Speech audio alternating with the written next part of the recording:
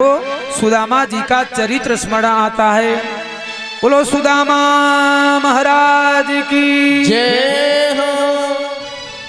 तो सुदामा चरित्र श्रवण कराते हैं कौन? सुखदेव जी महाराज राजा परीक्षित को। सुदामा जी कैसे हैं? कृष्णस्यासीत सखा कश्चिद ब्राह्मणो ब्रह्मवित्तमः विरक्त इंद्रियार्थेषु प्रसन्नात्मा जितेन्द्रियः। सुदामा कैसे हैं? ब्रह्मवेत्ता ब्राह्मण हैं, ब्रह्मविद वरिष्ठ हैं। केवल ब्रह्मविद नहीं, ब्रह्मवित्तम परम श्रेष्ठ ब्रह्मज्ञानी हैं। इंद्रियों के विषयों में एकदम विरक्त रहने वाले ब्राह्मण हैं। ध्यान देना, जो सुदामा जी को गरीब मानता है ना, वास्तविक रूप में वही गरीब है। शास्त्र में सुदामा जी को गरीब नहीं माना गया। कहते कि जो तृष्णावान है वही गरीब है। कभी भी आप भूल करके भी सुदामा जी को गरीब मत मानना। क्यों? कि जिसके हृदय में भगवान की भक्ति वास करती है, भगवान का प्रेम वास करता है, जिसकी भगवान के चरणों में अनुराग है, वो कभी गरीब नहीं हो सकता। वो तो शहंशाहों का भी शहंशाह है। कि चाह नहीं चिंता नहीं मनवा बेपरवाह, चाह नहीं चिंता नहीं मनवा बेपरवाह। जिसको कछु न चाहिए साहन के साथ, जिनको कछु न चाहिए वो सावन के साथ। तो शहंशाह कौन है? शहंशाह वह है जिसको कुछ नहीं चाहिए। कभी भी अयाचक व्रत है सुदामा जी के जीवन में। कभी किसी से कुछ नहीं मांगते, यहां तक कि भगवान से भी कुछ नहीं मांगते। तो ऐसे शहंशाह हैं सुदामा जी। तो सुदामा जी को जो गरीब मानता है, सचमुच में वही गरीब है। अब लोग भजन गाते हैं, अरे द्वार पालो उस, हाँ? अरे द्वार पालो कन्हैया से कह दो कि दर पर सुदामा गरीब आ गया। गरीब नहीं, वो तो शहंशाह है। तो ये भजन गाना नहीं चाहिए, गरीब है। तो यहाँ भागवत जी में शास्त्रों में आया है, जो तृष्णावान व्यक्ति है वही गरीब है। तृष्णा माने कि इस पदार्थ के द्वारा, इस व्यक्ति के द्वारा, इस परिस्थिति में हमको सुख मिलेगा। ये जो सुख की अभिलाषा है ना, तृष्णा, जिसके अंदर जितना ज्यादा तृष्णा है वही उतना दरिद्री है, उतना गरीब है। तो यहाँ सुदामा जी को गरीब और दरिद्री नहीं कहा गया है, तृष्णावान सुशीला जी को दरिद्र कहा गया। क्योंकि सुशीला जी आग्रह करती हैं, सुदामा जी के मन में कोई चाह नहीं है कि एक भरोसो एक बल एक आस विश्वास, एक भरोसो एक बल एक आस विश्वास। एक राम घन श्याम हित चातक तुलसीदास, एक राम घन श्याम चातक तुलसीदास। तो चातक क्या करता है? चातक केवल, हम भजन सुने थे कल या परसों, कि केवल चातक स्वाति नक्षत्र के दूध का पान करके तृप्ति का अनुभव करता है। इस एक लाइन को गा लेते हैं कि बन बन के सहारे टूटते हैं, ये रस्म पुरानी है जग की। बन बन के सहारे टूटते हैं, रस्म पुरानी है जग की। छूटे न कभी, टूटे न कभी, बस तेरा सहारा काफी है। छूटे न कभी, न कभी, बस तेरा सहारा काफी है। काफी है को मतलब ही क्या इन नदियों और तालाबों से। पपी हो तो मतलब ही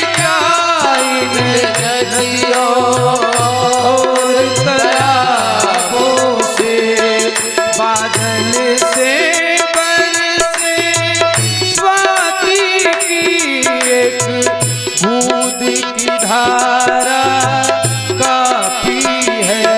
बादल से स्वाति की एक बूंद की धारा काफी है। जे गर्वन और सहारों का बस तेरा सहारा काफी है। मुझ गर्व और सहारों का मुझ तेरा सहारा काफी है। भक्त कहता है कि मुझे गर्व न और सहारों का बस तेरा सहारा काफी है, क्योंकि बन बन के सहारे टूटते हैं, ये रस्म पुरानी है जग की, छूटे न कभी टूटे न कभी, बस तेरा सहारा काफी है। क्योंकि हम जिसका सहारा ढूंढ रहे हैं जीवन में, संसार में, हो सकता है कि मेरी मृत्यु हो जाए, अथवा जिसका सहारा हम ढूंढ रहे हैं उसी की मृत्यु हो जाए। इसलिए हमको ऐसे सहारे की मदद नहीं चाहिए जो कि सहारे टूट जाते हैं। मुझे तो ऐसा सहारा चाहिए जो सहारा कभी टूटता नहीं है, जो सहारा कभी छूटता नहीं है, ऐसा सहारा हमें चाहिए, भक्त कहता है। तो हमारे सुदामा जी कैसे हैं? इंद्रियों के विषय में एकदम विरक्त रहने वाले ब्राह्मण हैं। और कैसे हैं? प्रसन्नात्मा, हर परिस्थिति में प्रसन्न रहते हैं। इनकी इंद्रियां इनके वश में हैं, ये इंद्रियों के वश में नहीं है। और ये कभी भी भगवान से कुछ मांगते नहीं हैं। लेकिन फिर भी एक दिन उनकी पत्नी सुशीला ने आग्रह किया कि आपके अंदर, आपके पास और हमारे पास कुछ भी नहीं है, इतनी गरीबी है। आपके मित्र, मैंने सुना है कि द्वारिकाधीश हैं कृष्ण, सारे जगत के मालिक हैं वो, तो कम से कम कुछ मांगने के लिए नहीं तो कम से कम उनके दर्शन करने के लिए आप चले जाइए। लोगों के पास इतना रुपया पैसा है, इतनी सुख सामग्री है, फिर भी भगवान का भजन नहीं करते। लेकिन हमारे सुदामा जी, ध्यान से सुना, भगवान की कथा जो है मनोरंजन का विषय नहीं, हमने आपको कई बार बोला, ये भगवान की कथा भगवत प्राप्ति के लिए है, भगवान की भक्ति बढ़ाने के लिए। यदि भगवान की कथा सुनना ये मनोरंजन है तो हम तो कहते दोबारा कभी आप कथा सुनो ही नहीं। राम कथा, भागवत कथा, शिव पुराण, देवी भागवत, भक्तमाल, कुछ भी कथा सुनो, आपकी कथा सुनने का, कथा करवाने का लक्ष्य केवल भगवान होने चाहिए। यदि लक्ष्य आपका प्रतिष्ठा और पैसा ही है तो समझ लीजिए कथा कहने वाले ने कथा कहने का लाभ नहीं प्राप्त किया और कथा सुनने वाले कथा सुनने का लाभ नहीं प्राप्त किया। बोलो भक्तवत्सल भगवान की। इसके लिए एकदम एकाग्रचित तो हो करके, जैसे 500 का 2000 का नोट कहीं गिरा हो, ध्यान से सुना, 5000 500 का 2000 का नोट कहीं गिरा हो तो उसको उठाते समय क्या आप सोचोगे कि पता नहीं ये नोट किसके हाथ से गिरा होगा, पता नहीं उसने स्नान किया था कि नहीं किया था? नहीं, आप सोचोगे, आप उठा लोगे तुरंत। आप सोचोगे कि कोई उठाए उससे पहले हम ही उठा करके अपने जेब में डाल।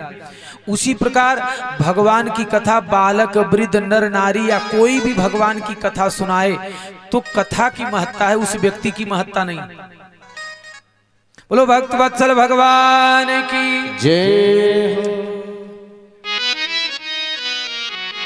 तो सुदामा जी के घर में इतनी गरीबी है कि उनके बालकों को खाने के लिए भी कुछ नहीं। एक दिन क्या हुआ कि सुदामा जी के बालक जो पुत्र थे, लड़के, सुदामा जी से कहने लगे पिताजी बहुत जोर से भूख लगी है, बहुत जोर से भूख लगी है। तो घर में कुछ था तो नहीं, तो सुदामा जी ने अपनी पत्नी से कहा कि प्रिय ऐसा करो, एक बर्तन में ऐसे ही पानी उबलने के लिए चूल्हे पर रख दो, वो पानी जब उबलेगा उसका आवाज सुनाई देगा, लेकिन बर्तन से ढक करके रखना। तो बच्चों को कह देंगे कि कुछ बन रहा है, कुछ पक रहा है, जैसे ही सिद्ध हो जाएगा, बन जाएगा, वैसे तुम लोगों को खाने के लिए मिलेगा, तब से तुम लोग भगवान का कीर्तन करो। सुदामा जी अपने बालकों से कह देते हैं कि बेटा भगवान की का कीर्तन करो। जो परमात्मा मुर्दे को प्रभु देता है कपड़ा लकड़ा आग, जिंदा नर चिंता करे उसके बड़े अभाग।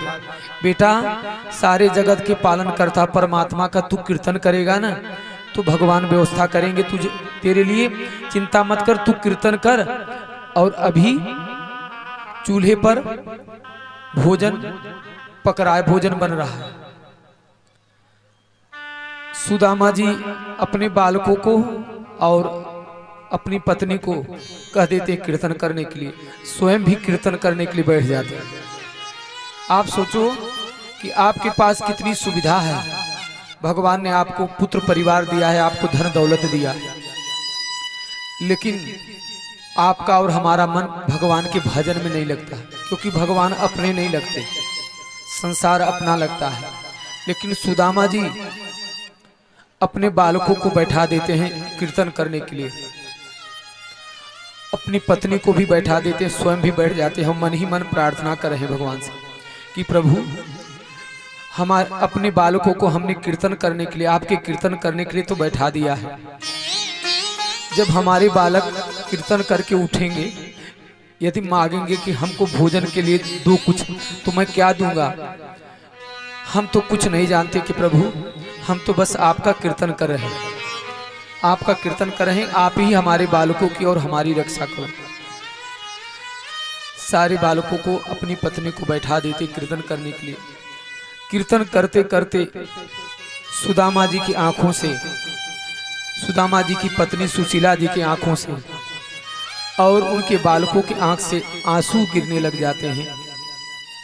भगवान से रहा नहीं जाता। भगवान तुरंत, इनकी आंखें बंद हैं, सुदामा जी की, उनके परिवार की आंखें बंद हैं, और भगवान धीरे से आते हैं सुदामा जी के घर में, और जो बर्तन चूल्हे पे रखा गया था उसमें परमात्मा आकर के खिचड़ी का सामान डाल करके भगवान ने खिचड़ी पकाई, खिचड़ी को बनाया।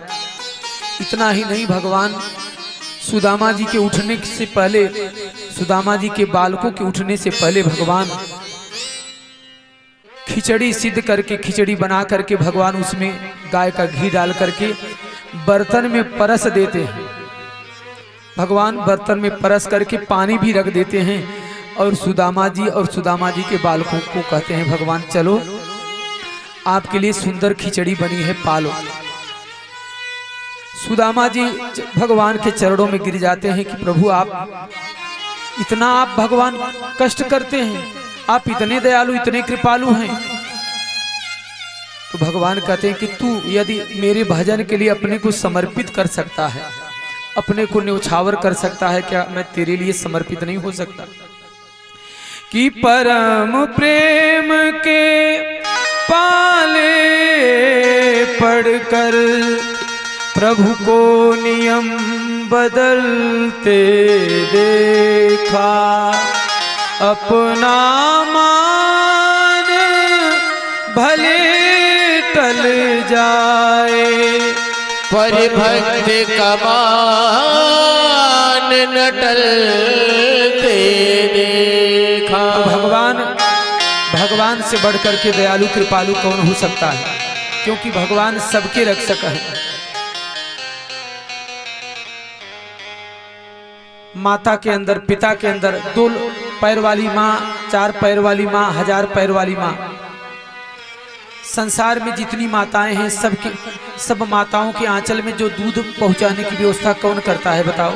क्या माता पिता करते हैं दूध की व्यवस्था? एक शिशु जिसको अभी संसार में आने की बारी है, आने की तैयारी है, उसके लिए भगवान ने पहले से ही दूध की व्यवस्था कर दी। क्या आप उसका खर्च देते हो दूध का? माँ के आंचल में जो दूध की व्यवस्था करता है परमात्मा। ऐसे दयालु कृपालु भगवान के चरणों में जाने के लिए सुशीला सुदामा जी से आग्रह करती हैं।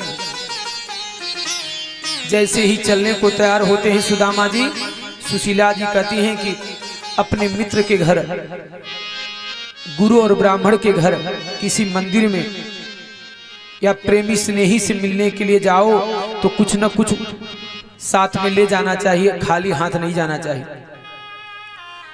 तो उनके घर में कुछ भी नहीं है, एक मुट्ठी चावल भी नहीं।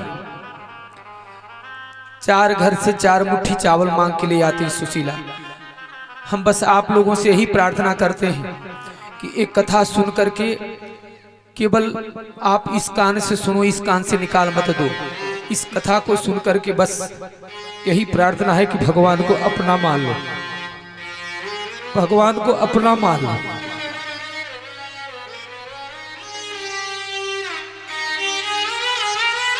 भगवान को अपना मानोगे तो आपका कुछ बिगड़ेगा नहीं।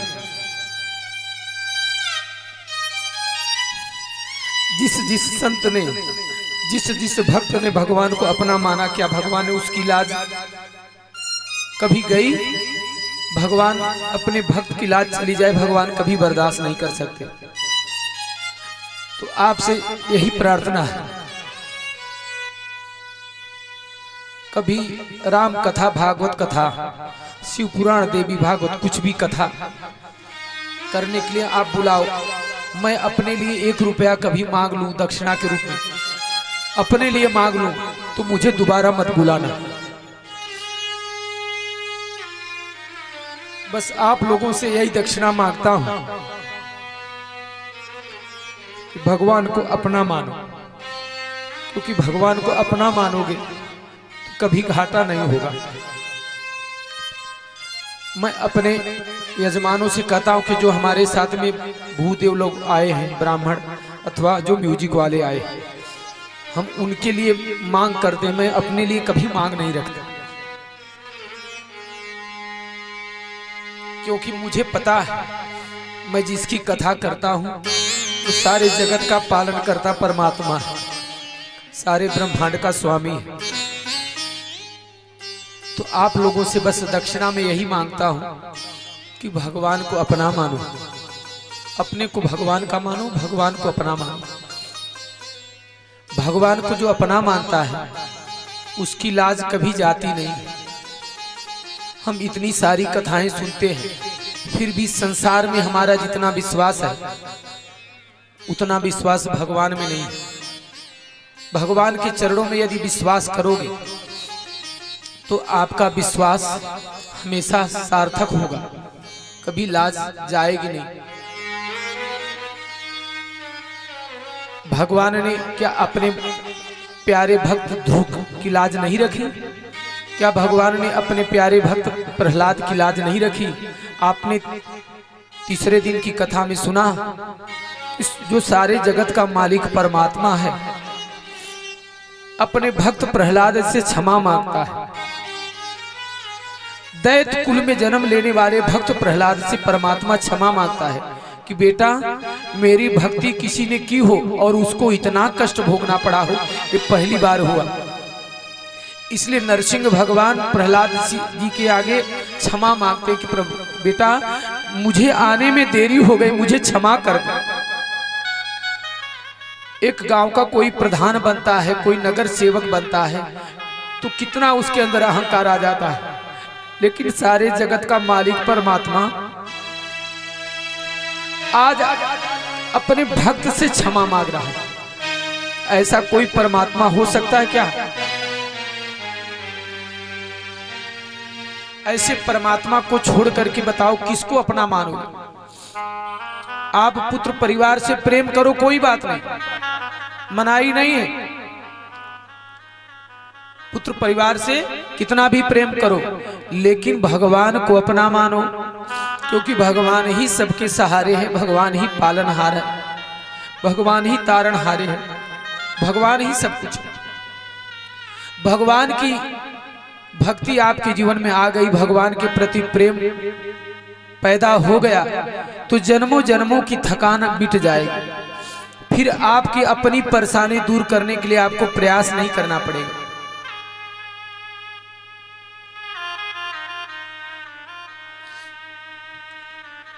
क्योंकि जिस परमात्मा की आप शरण में जाते हो, परमात्मा केवल एक नात जात वाला नहीं है, केवल एक स्थान पर, एक मंदिर में या मस्जिद में या गुरुद्वारा में या चर्च में रहने वाला परमात्मा नहीं।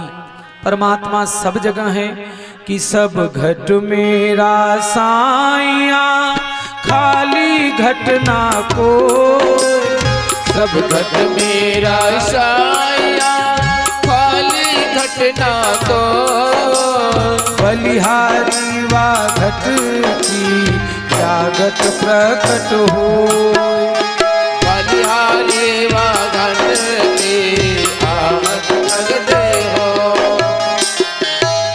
जब सुशीला के आग्रह करने पर सुदामा जी चलने लगे, सुदामा जी चलने लगे, लागी सुशीला पति से बिलखने, लागी सुशीला अरे पति से बिलखने, पिया चले जाओ कन्हैया से मिलने, पिया चले जाओ कन्हैया से मिलने, लागी सुशीला पति से बिलखने, लागी सुशीला पति से बिलखने, पिया चले जाओ कन्हैया से मिलने, पिया चले जाओ कन्हैया से मिलने।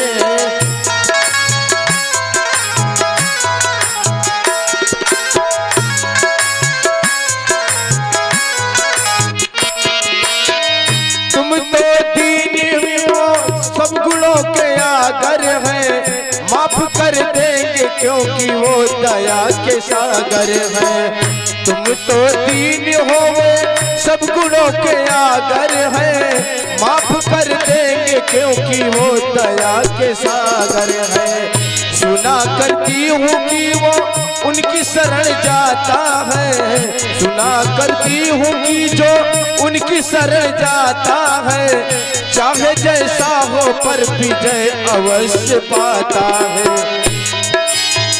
कहा गुजरात ने भगवान मुसीबत डाली, कहा गुजरात ने भगवान मुसीबत डाली, जाऊं मैं किस तरह से ये दोनों हाथ खाली है, कहो किस तरह से दोनों हाथ खाली है, जाऊं मैं किस तरह से दोनों हाथ खाली है।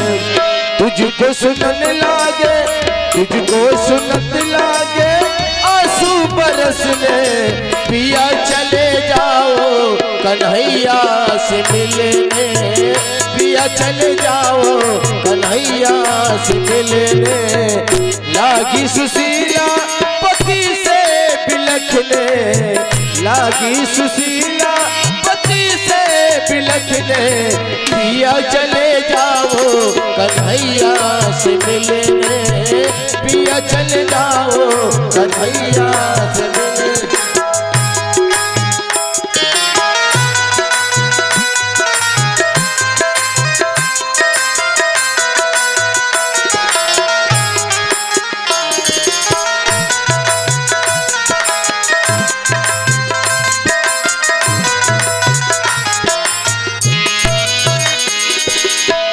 नहीं घबराइए तरकीब सोच आई हूँ, थोड़ी सी किन की पड़ोसन से मांग लाई हूँ।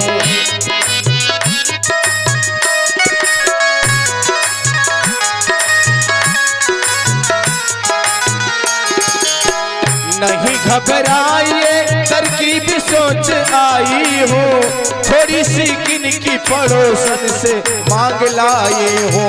उसे दी भूंज पीस पोटली बना करके, सुदामा रख दिए हैं काख में दबा करके।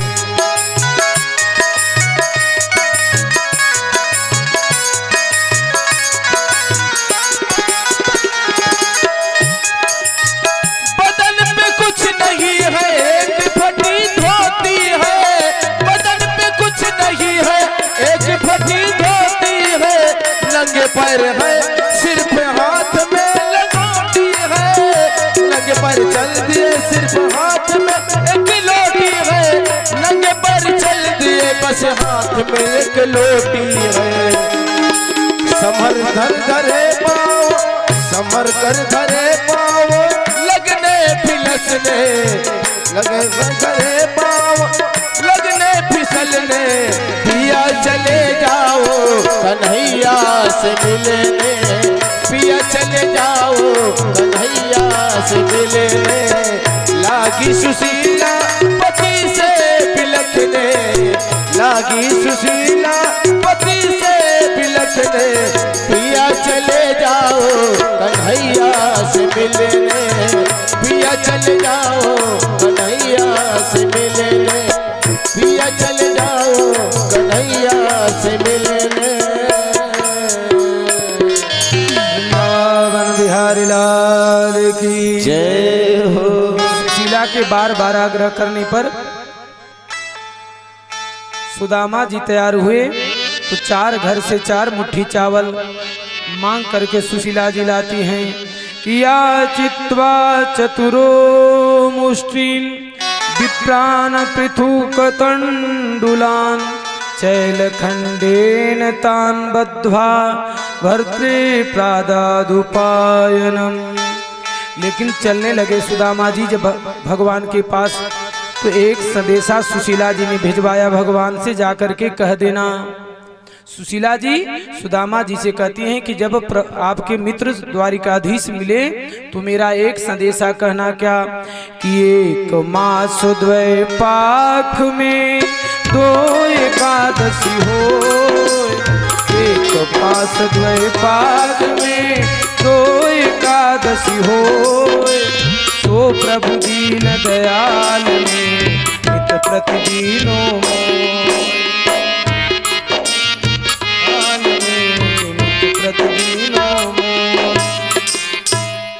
संदेशा भेजवाया सुशीला जी कि प्रभु कृष्ण पक्ष और शुक्ल पक्ष में 1 महीने में 2 ही एकादशी होती है, लेकिन आपकी ऐसी कृपा है कि हमारे घर तो रोज एकादशी होती है, मतलब रोज भोजन करने के लिए नहीं मिलता।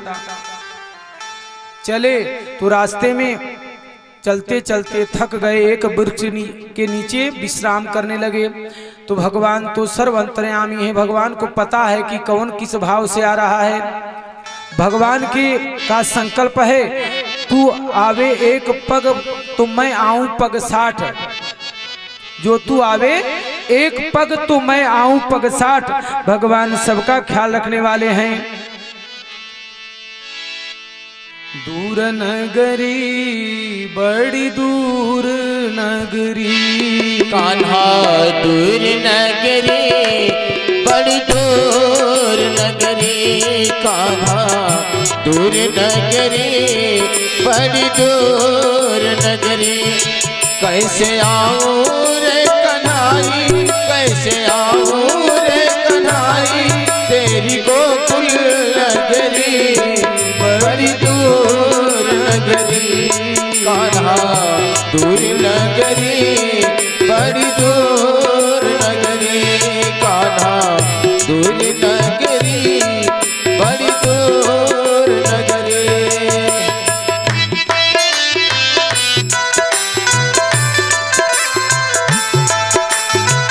जय हो मेरे नाथ, हे दीन बंधु दीनानाथ, हे मेरे श्याम सुंदर, हे भक्त वत्सल भगवान, हे शरणागत वत्सल भगवान, आपकी जय हो मेरे नाथ। रात को आऊं तो कान्हा डर मोहे लागे, रात को आऊं तो कान्हा डर मोहे लागे, दिन में आऊं तो हाँ दिन में आऊं तो देखे सारी नगरी बड़ी दूर नगरी, कान्हा दूर नगरी बड़ी दूर नगरी, कान्हा दूर नगरी बड़ी दूर नगरी।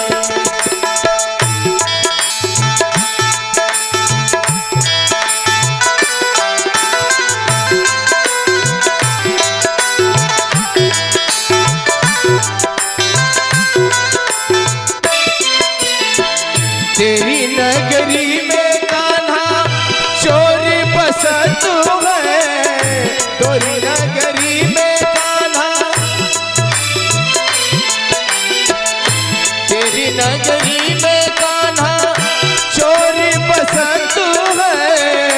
लूट ले में, हाँ लूट ले में मोरी लखे दुलरी बड़ी दूर नगरी कान्हा दूर नगरी बड़ी दूर नगरी। कैसे आऊं रे कन्हाई, कैसे आऊं रे कन्हाई तेरी गोकुल नगरी बड़ी दूर नगरी कान्हा दूर नगरी बड़ी दूर नगरी।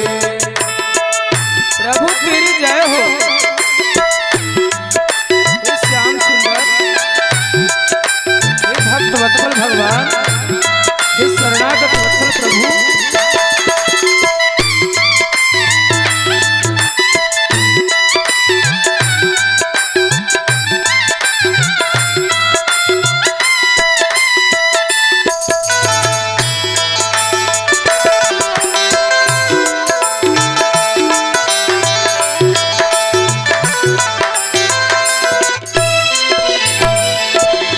इत मथुरा उत गोकुल नगरी, इत मथुरा उत गोकुल नगरी, इत मथुरा उत गोकुल नगरी।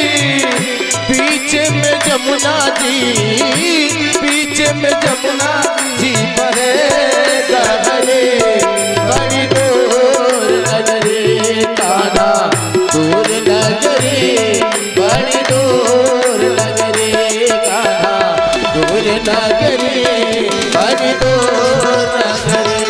कैसे आऊं रे कन्हाई, कैसे आऊं रे कन्हाई तेरी गोकुल नगरी बड़ी दूर नगरी कान्हा दूर नगरी बड़ी दूर नगरी कान्हा दूर नगरी बड़ी दूर नगरी।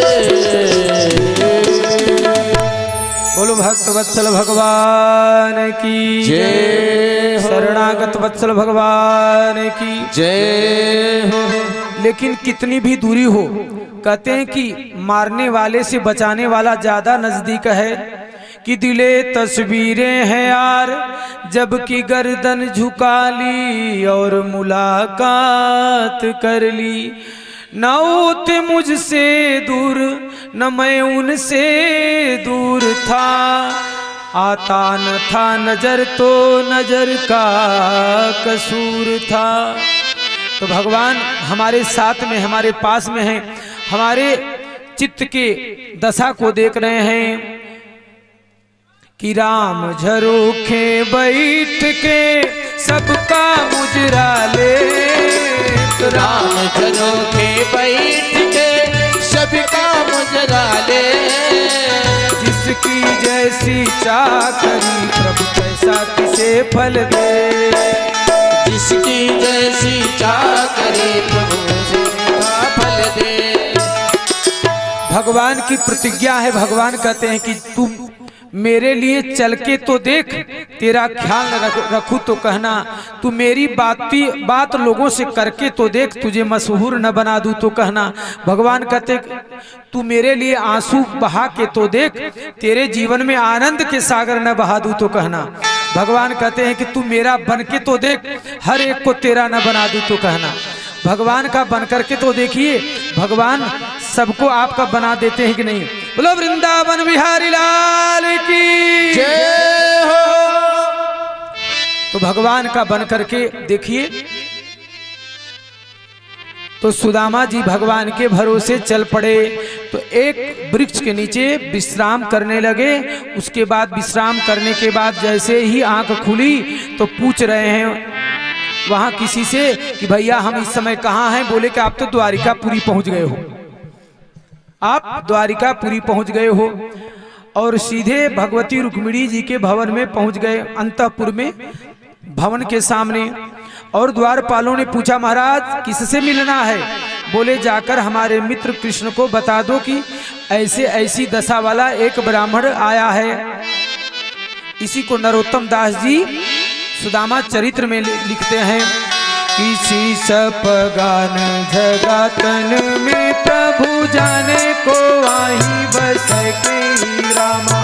शीशे पगाना जगतन में प्रभु जाने को आही बस के ही रामा। होती फटी सी लटी दुपटी अरु पाया उपान की नहीं सामा। होती फटी सील की दुपटी अरु पाए उपाना की न सामा। द्वार खड़ो तुझ दुर्बल का, द्वारी करो तुझ दुर्बल के, कहो जग सो वसुधाय रामा। पूछत दीन दयाल को धाम बतावत आपनो नाम सुदामा। पूछत दीन दयाल को धाम बतावत अपन नाम सुदामा। शीस पगान जगातन में प्रभु जाने को आही बस के ही ग्रामा। धोती फटी सी लटी दुपटी अरु पाया उपान की नहीं सामा। द्वार खड़ो तुझे दुर्बल कहो चकी सो वसुधाय विरामा। पूछत दीन दयाल को धाम बतावत आपनो नाम सुदामा। पूछत दीन दयाल को धाम बतावत आपनो नाम सुदामा। द्वारपाल के मुख से जैसे ही भगवान ने सुना, अपने मित्र सुदामा का नाम सुना, भगवान अपने पटरानियों के साथ में बैठे हुए हैं और न तो भगवान को अपने पीताम्बर का ख्याल, न तो भगवान को अपने पादताण, अपने चप्पल का ध्यान, कुछ भी नहीं ध्यान, न तो भगवान को अपने राजा पने का ध्यान। भगवान सब सुध-बुध खो करके दौड़ पड़े अपने मित्र को गले से लगाने के लिए। सारी पटरानियां दौड़ी दौड़ी पीछे पीछे जा रही। क्या ऐसा हो गया कि हमारे स्वामी एकदम पागल जैसे हो गए, सुध-बुध खो दिए। भगवान बिना पदत्राण के भागे भागे आ रहे हैं और भगवान के आने में देरी होती है। सुदामा जी लौटने वाले ही थे, इतने में भगवान जा करके गले लगा लिए सुदामा जी को। सुदामा जी कहने लगे कि प्रभु आपको आने में बड़ी देरी हो गई। तो भगवान द्वारिकाधीश भगवान कृष्ण ने कहा, मित्र देरी तो आपने की, क्योंकि बताइए इतना उम्र हो गया, हम दोनों बाल सखा हैं और आपने आने में इतनी देरी कर दी। रुक्मिणी मैया को आज्ञा देते हैं भगवान। पहले तो सुदामा जी को अपने सिंहासन पर बैठाते हैं भगवान और स्वयं भगवान उनके चरणों में बैठते हैं। अगर मित्रता का आदर्श देखना है तो द्वारिकाधीश भगवान श्री कृष्ण और सुदामा जी की मित्रता को आदर्श बनाइए। सारे जगत के मालिक, सारे ब्रह्मांडों के स्वामी आज अपने मित्र के चरण में बैठे, चरण के पास में, और अपने मित्र को सिंहासन पर बैठा देते हैं भगवान। रुक्मिणी जी से कहते हैं कि जा करके सुंदर तीर्थों का जल ले आओ, मैं अपने हाथों के द्वारा अपने मित्र के चरण पखारूंगा। तो भगवान ने किसी परात में, किसी पात्र में उनके चरण नहीं रखे, बल्कि अपने हाथ में ही सुदामा जी के चरण रख लिए। सुदामा जी के चरण देखने लगे भगवान, निहारने लगे। सुदामा जी के कंटक विद पाद पद्मों को देख करके, सुदामा जी की बेवाई फटी है, उस बेवाई में बड़े बड़े कांटे चुभे हैं, उस बेवाई को देख करके भगवान के आंखों से आंसू आने लगे। भगवान जब हाथ से कांटे निकालने लगे, जब कांटे नहीं निकले तो भगवान अपने दांत से पैर के कांटे को, अपने मित्र के पैर के कांटों को भगवान अपने दांत से निकाल रहे। लोग उंगली उठाते हैं भगवान कृष्ण पर, लेकिन उन मूर्खों को पता नहीं कि भगवान कृष्ण का जीवन देखिए, भगवान राम का जीवन देखिए। जो भगवान के स्वभाव को जान जाएगा ना, माता पार्वती जी से भगवान भोलेनाथ कहते हैं, उमा राम स्वभाव जे ही जाना, उमा राम भाव जी जाना। ताही भजन तजी भावन आना। ताही भजन तजी भावन आना। उमा राम सो भाव जे ही जाना। उमा राम भाव जी जाना। ताही भजन तजी भावन आना। ताही भजन तजी भावन आना। माता पार्वती जी से भगवान भोलेनाथ ने कहा कि हे उमा, जो मेरे प्रभु का स्वभाव जान जाएगा उसको भजन के अलावा दूसरा कुछ अच्छा ही नहीं लगेगा। तो भगवान सुदामा जी के कंटक विद्य पाद पद्मों को, चरण को जब देखते हैं कि सुदामा जी के चरणों में की विवाही में बड़े बड़े कांटे चुभे हैं, तो भगवान की आंखों से अश्रुधारा निकल पड़ती है। ऐसे बेहाल बेवाइन सो पंग कंटक डाल लगे पुनि जोए। ऐसे बेहाल बेवाइन सो पग कंटक डाल लगे पुनि जोए। आए महादुख पायो सखा तुम आए ही तन की तय दिन खोए। आए महासुख पायो सखा तुम आए ही तेरा की ते दिन जो। देखी सुदामा की दिन दशा। देखी सुदामा की दिन दशा। करुणा करके करुणा निधि रोए। पानी परात को हाथ छुयो नहीं, नैनन के जल सो पंग धोए। पानी परत को हाथ छुए नहीं, नैनन के जल सो पग धोए। सुदामा जी के चरण पखारने के लिए रुक्मिणी मैया जल लेकर के आती। उसके पहले भगवान ने अपने अश्रुधारा के द्वारा सुदामा जी के चरण को पखारा और सोचे कि अब यहाँ बात करने में संकोच करेंगे हमारे मित्र, इसलिए अपने अंतःपुर में लेकर के चले जाते हैं अपने मित्र को। और अंतःपुर में ले जाकर के भगवान स्वयं सारे जगत के मालिक अपने मित्र सुदामा के चरण दबा रहे हैं। भगवान तो चरण दबा रहे हैं और रुक्मिणी मैया, लक्ष्मी स्वरूपा रुक्मिणी मैया सुदामा जी को पंखा कर रही हैं। सुखदेव जी महाराज, मेरे बालेपन के यार सुदामा कैसे आए। मेरे बालेपन के यार सुदामा कैसे आए। सुदामा कैसे आए, मेरे भैया कैसे आए। सुदामा कैसे आए, मेरे भैया कैसे आए। हो मेरे बालेपन के यार सुदामा कैसे आए। हो मेरे बालेपन के यार सुदामा कैसे आए।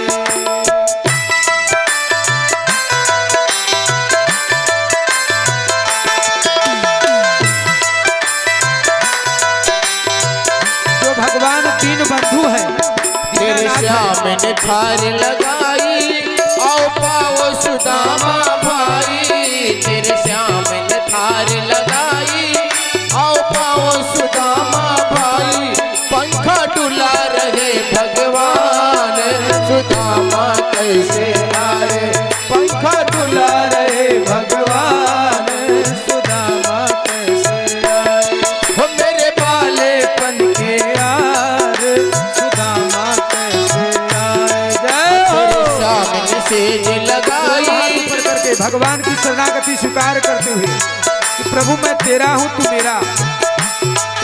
तेरे सामने सेज लगाई आसो सुदामा भाई। तेरे सामने सेज लगाई आसो सुदामा भाई। वो चरण दबा रहे सुदामा कैसे आए, चरण दबा रहे भगवान सुदामा कैसे आए, वो मेरे बालेपन के यार सुदामा कैसे आए।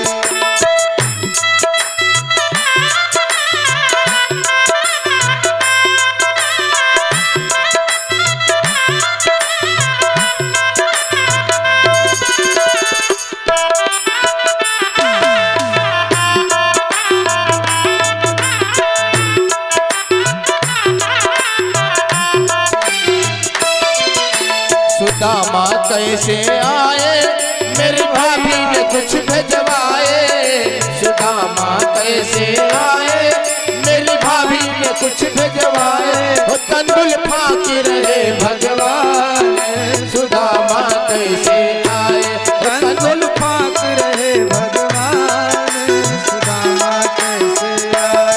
वो मेरे बालेपन के यार, सुदामा कैसे आए।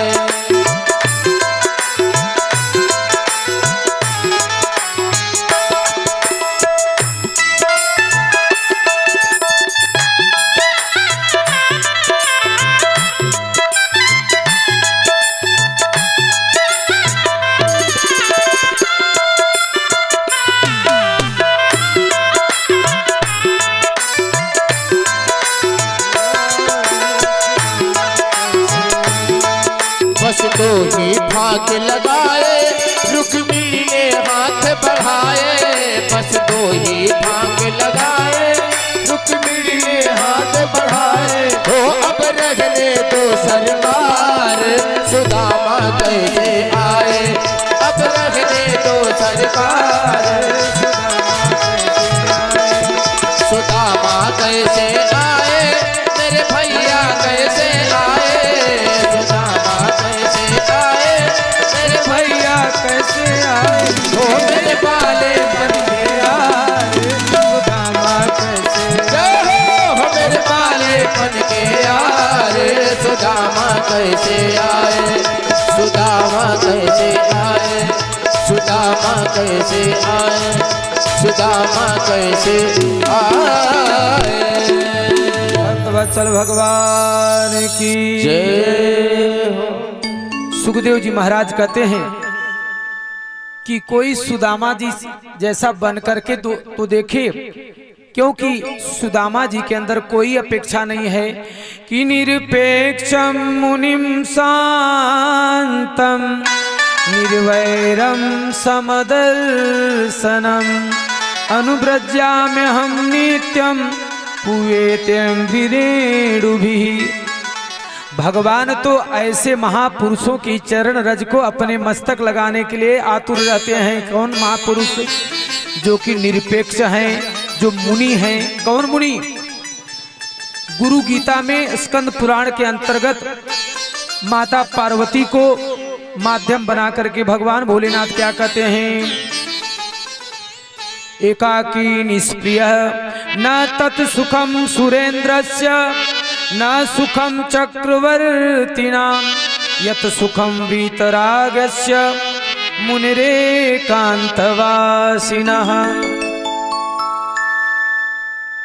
जिसका मन सदा भगवान के चरणों में अनुरक्त हो गया है,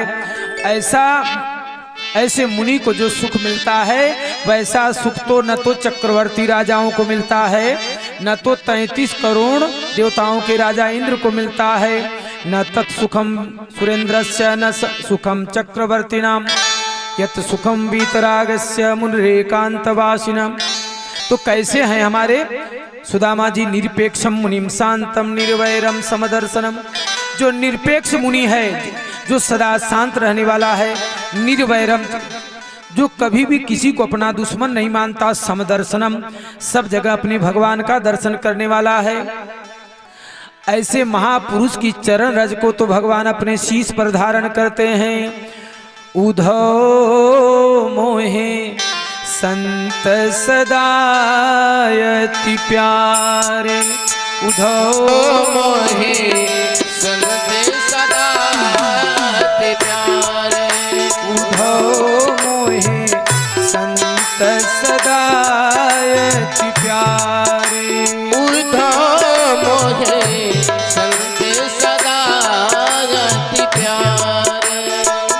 चरणन रज निज अंग लगाऊं, चरणन रज निज अंग लगाओ।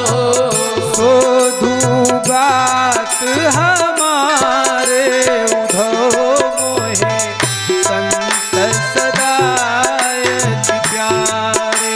उद्धव मोहे संत सदा अति प्यारे। उद्धव मोहे संत सदा अति प्यारे। चरणन रज निज अंग लगाऊं, चरणन रज निज अंग लगाओ। संत मिले तो मैं मिल जाऊं, संत मिले तो मैं मिल जाऊं।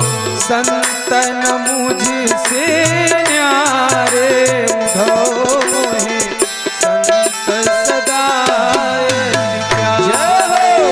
उद्धव मोहे संत सदा अति प्यारे। उद्धव मोहे संत सदा अति प्यारे।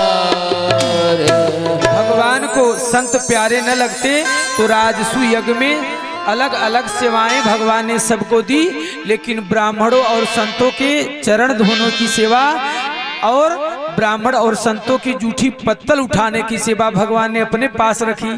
कैसे दयालु कृपालु हैं भगवान। सुदामा जी को अंतःपुर में ले जाकर के भगवान ने उनके विवाह के विषय में, उनके पुत्र परिवार के विषय में पूछा, और सुदामा जी ने भी भगवान के पुत्र परिवार के विषय में पूछा और बोले कन्हैया तू तो पूछ रहा है कि अपने विवाह में बुलाए नहीं, लेकिन तुमने भी तो विवाह किया है तो तुमने नहीं बुलाया। भगवान बोले जब शादी का कोई भरोसा हो तब न, कब शादी होने वाला है शादी का, न तो कार्ड छपा न शादी का कोई मंगनी हुआ, कब होने वाला कोई पता था नहीं, कैसे बुलाता। शांत पा करके सुदामा जी ने संदेशा सुना दिया अपने पत्नी का। एक मास द्वय पाक में दो एकादशी होए, सो प्रभु दीन दयाल ने नित प्रतिदिनो मोए। तो भगवान ने कहा हमारी भाभी से जाकर के उत्तर में कह देना क्या कि अभी तक तो रोज एकादशी हो रही थी, अब एकादशी नहीं होगी, रोज द्वादशी होगा, माने रोज भोजन मिलेगा। कि हो नीति सो होए गई पर अब नैसी हो, सो नीति सो हो गई पर अब ऐसी न हो। भाभी तेरे भवन में नित्य द्वादशी हो, भाभी तेरे भवन में नित्य द्वादशी हो। चरण चंपी भगवान कर रहे थे तो ऐसे कांख में बगल में दबाए हुए थे पोटली जो सुशीला ने दिया था। बोले मित्र ये हाथ को सीधा क्यों नहीं करते? बोले कि हाथ में दर्द हो रहा है। अरे बोले हाथ में दर्द हो रहा है और हम चरण चंपी कर रहे थे, अब चरण छोड़ करके बोले लाओ अब हाथ दबा दे। मना कर रहे थे सुदामा जी। भगवान ने जैसे ही हाथ सीधा किया तो पोटली गिर गई। भगवान ने एक मुट्ठी पा करके उस तंदुल को फांक लिया, एक लोक दिया, दूसरा मुट्ठी खा रहे थे तो रुक्मिणी जी ने कहा कि संत का प्रसाद अकेले नहीं खाना चाहिए, बांट करके खाना चाहिए, लेकिन तीसरी मुट्ठी खाने नहीं दिया। देखिए जब सुदामा जी आ रहे थे ना वहां से, भगवान ने एक अंग वस्त्र भी नहीं दिया, भूल से अंग वस्त्र दे दिए थे। और जब रास्ते में पहुंचे सुदामा जी मन में सोच रहे हमने कुछ मांगा नहीं और द्वारिकाधीश हमारे प्रभु ने कुछ दिया नहीं, एक अंग वस्त्र दिया है। इतने में एक सेवक दौड़ा दौड़ा आता है, बोले आप रुकिए ब्राह्मण देव। बोले क्या? सुदामा जी ने सोचा हो सकता है कन्हैया कुछ भूल गया हो देने के लिए, इस सेवक के द्वारा भिजवाया हो। तो सेवक आकर के कहता है जो आप अंग वस्त्र लिए हो ना दुपट्टा, ये दे दो, आपके मित्र ने मंगवाया है। क्योंकि भगवान जानते हैं ना कि हमारे मित्र का अयाचक व्रत है, कुछ मांगने का व्रत नहीं है। इसलिए भगवान जो देना चाहते हैं ना, दुनिया को दिखा करके नहीं, संसार वाले देते हैं ना तो ढिढोरा पीट करके, लेकिन भगवान का देना और लेना दोनों निराला है। रहीमदास जी जब दान देते थे ना तो सिर नीचा कर लेते थे। तो रहीमदास जी से किसी ने पूछा कि लोग दान देते हैं तो सिर ऊंचा करके देते हैं, छाती चौड़ी करके, तो आप सिर नीचा क्यों कर लेते हैं? तो रहीमदास जी क्या कहते हैं कि देनहार कोई और है, भेजत जो दिन रहे, देनहार कोई और है, लोग भरम मुझ पे करे, तासो नीचे नए, लोग भरम मुझ पे करे, तासो नीचे आजकल कोई मंदिर में कोई आश्रम में चंदा देने की बात आएगी ना, अगर किसी का पैसा कोई लिखवाएगा ना तो अपना ही नाम लिखवा देगा कि हमने इतना दिया। ध्यान देना, यदि आश्रम में, मंदिर में या कहीं धार्मिक कार्य में आपने कुछ सेवा के लिए कुछ पैसा दिया, उसमें यदि अपने नाम की घोषणा करवा दिया आपने ना, तो समझ लीजिए पुण्य आपका सब बिखर गया। लेकिन भगवान का देना और लेना दोनों निराला है। यहाँ पर सुदामा जी सोच रहे हैं हमको कुछ दिया नहीं, भगवान को भी पता नहीं कि हमने क्या दे दिया, और सुदामा जी को भी पता नहीं है कि तेरे दरबार में निराली शाने देखी, सखावत खुद तेरे गलियों में चक्कर काटते देखी, बढ़ाया जिसने हाथ तेरे दरबार में मालिक, तुझे देते नहीं देखा मगर झोली भरी देखी। तो भगवान जैसे द्वारिकापुरी सोने की थी, ऐसे सुदामापुरी बनवा दिया सोने की भगवान ने अपनी कृपा से। सुदामा जी से अनुनय विनय करते भगवान के हमारी पत्नियों को आशीर्वाद दे दो। तो बोले कि ठीक है बुलाओ, आशीर्वाद दे देता हूं। तो सुदामा जी कह रहे हैं कि सौभाग्यवती भव, पति प्रिया भव, पुत्रवती भव, 2 4 10 25 50 हुई। बोले कन्हैया पूरे गांव भर की स्त्रियां, गांव भर की पत्नियां इकट्ठी हो गई हैं क्या यहाँ? बोले ये सब हमारी ही है। तो 5000 संख्या जब हो गई, बोले आधी भई कि नहीं? अरे बोले अभी आधी भी नहीं भई। पहले बोले सौभाग्यवती भव, पति प्रिया भव, पुत्रवती भव, भव भव भव, हालत बेकार हो गया। तो बोले कन्हैया ऐसा है, तू है, तेरी पत्नियां अर्धांगिनी हैं और तू है अर्धांग, तो तुझे आशीर्वाद दे देता हूं और सबको तू आशीर्वाद दे देगा। इस प्रकार से भगवान ने अपने मित्र पर कृपा करके, सुदामा जी पर कृपा करके दीन बंधुता सार्थक कर दी भगवान ने। बोलो दीन बंधु दीनानाथ भगवान की जय।